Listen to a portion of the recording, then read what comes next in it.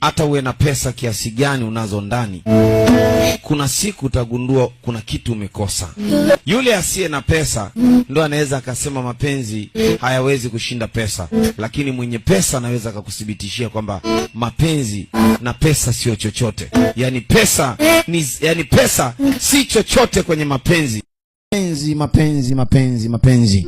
Hakuna hadithi ambayo inaweza ikasimulia zaidi ya hadithi ya mapenzi. Iwe mabilioni ya pesa, iwe stories za kuvunjika, ajali, watu walizama kwenye Titanic, yote ni mapenzi.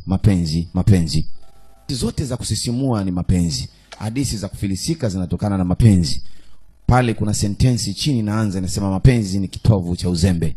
Kati ya baba na mama, hawa watu wawili wakielewana, watoto wao wanaishi vizuri sana. Kwa hiyo jaribu sana wakati unachagua mtu wa kuishi naye, chagua mtu sahihi.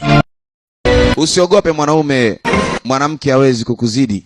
Akikuzidi mwanamke ujue amekuzidi hata kifikra na akili pia. Unatakiwa muweze mwanamke uishi naye na atulie hapo. Pamoja na bangi zake zote atakazoziamsha, lakini akae tu na atulie, asiende mahali popote.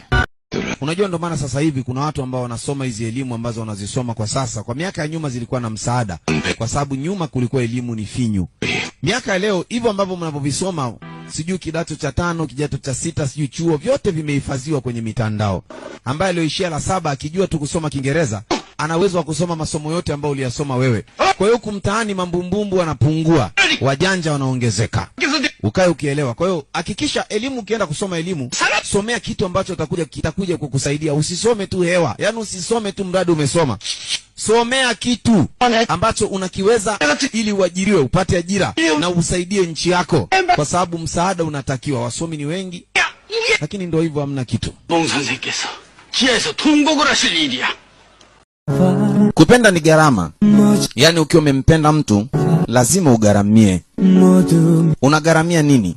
Unagharamia kukubaliana na jinsi alivyo huyo mtu uliyempenda wewe. Ndio gharama ya mapenzi hiyo. Ukubaliane na jinsi alivyo, na kama na kichaa basi umponeshe kichaa chake, uende naye taratibu. Ndio gharama ya mapenzi. Kupenda ni gharama. Yaani ukiwa umempenda mtu, tulichokiacha kule nyumbani ndo tunajua. Tunajua wazazi wetu tumewaacha wanalala sehemu gani, ila tunajitahidi kufanana na nyinyi ili msitushushe vyeo. Lakini kuna watu nyuma wanatutegemea baba. Sisi hatufanani na nyinyi. Hatuna huo muda wa usingizi fofofo. Mtuache kabisa, hadi mtuache. Unajua kurudisha penzi ambaye lilikuwa halipo, alafu mwenye penzi akaenda kugawa penzi sehemu nyingine, alafu kisha mwenye mapenzi akataka mapenzi yarudishwe, mapenzi yawe kama yalivyokuwa mapenzi ya awali. Hapo yanahitajika mapenzi ambaye ni mioyo miwili. Unajua kitu ambacho hujui, shoka peke yake halitoshagi kwenda kukata miti iliyokuwa msituni. Ili shoka liweze kukata mti linatakiwa lipate mpini, ambaye huo mpini pia ni sehemu ya mti. Kwa hiyo miti huwa ikimwona shoka anakuja na mpini inasikitika, kwa sababu anajua pale kuna ndugu yetu ambaye ni mpini, ambaye ni mti mwenzetu. Kwa hiyo ili umwangushe mtu yoyote lazima upate mtu anemjua. Come on. Kwenye maisha yako unayoishi, siku zote unazoishi, fanya sifa na kitu unachokiweza, na tena uhakikisha unakiweza haswa. Ukileta sifa na kitu usichokiweza, unaweza ukafa ama ukaibika au ukaumia vibaya. Huo ni mchezo wote kwenye maisha yako, usiufanye. Wanasema kwamba kwenye familia zenu, basi jueni pia kuna familia zetu. Kwa hiyo wapeni malezi sawa sawa, ili wakati tunakuja kuchukua familia zetu, na zenyewe zitupe heshima sawa sawa kulingana na mlivyoelimisha. Kwa sababu katikati yenu ya familia mliokuwa nayo, ya kwetu iko hapo pia. Mapenzi ni vile ambavyo unaridhika. Upendo, kuna upendo mmoja, huo ni mkubwa kuliko upendo mwingine wote. Kwenye Biblia unaitwa upendo wa agape. Vile ambavyo wale watu wako unaishi nao, mtu aje awaguse. Wale watu ambao umeamua wewe watumikie kwa maisha yako yote, alafu mtu mwingine aje, huyu apiga mpaka akafie mbele huko. Ukiona huna changamoto ambaye nakupasua kichwa kwenye kichwa chako, basi ujue maisha yako ya mbele yatakuwa ni bure kabisa. Lazima uwe sasa hivi na wakati mgumu, ili mambo kule mbele yawe mazuri zaidi. Lazima mzee nitu akili kumkichwa hiyo. Yes. mara nyingi sana sisi binadamu tumekuwa na matatizo ya kujua mtu anayekupenda.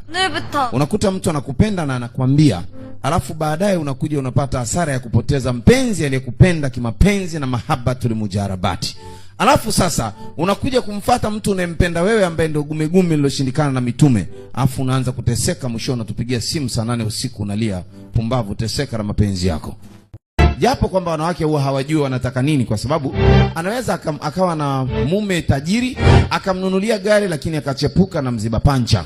Ni mambo ya kawaida sana kwao.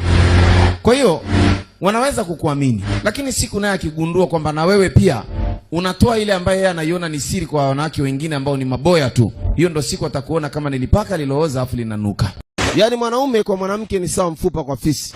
Na mwanamke ndo anaweza akakufanya sehemu ukasubiri, ukakaa msubiri yeye aje. Na hata kama ajaja na baadaye ukaishia lawama, tunaakija kesi inaishia hivyo hivyo. Dunia inalazimishwa na wenye nacho kutupeleka sehemu alikokuwa wao, ila sisi bado tupo pale pale alipotaka tuwepo Mungu muumba mbingu na nchi. Shika moyo wako, sema Mungu tunusuru na majanga ya dunia.